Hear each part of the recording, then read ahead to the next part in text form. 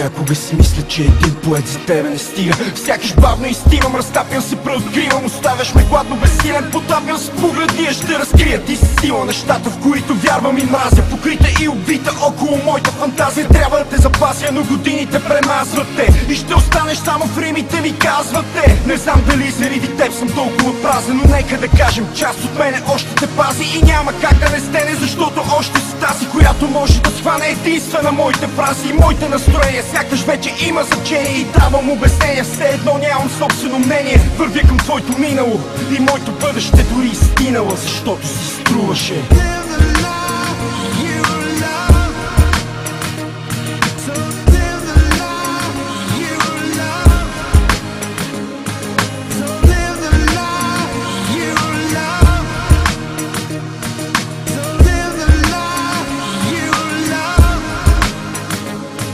Може би частичките от този пъзъл просто не пасват, но е толкова ужасно, нали пораснах. За да не капят сълзи, които преди на твое място са били сълзи на други, които ще угаснат без заблуди. Тези хора са луди, за да ме слушат без подбуди, без умора, без нужди, за да изучат колко пъти се събуждам, за да мога да отключа всички пътища към теб, които могат да получат. Толкова често ми липсваш, минаха толкова години и не е лесно да заспивам, както чуваш тези рими. Мога само да позирам, не си спомням своето име, сякаш бавно умирам, изгубен в хиляди псевдоними. Трябва да извикам прости ми или да продължа напред. Ако можеш, обясни ми как всичко ще бъде наред. Вървя към твоето минало и моето бъдеще дори изтинала, защото си струваше.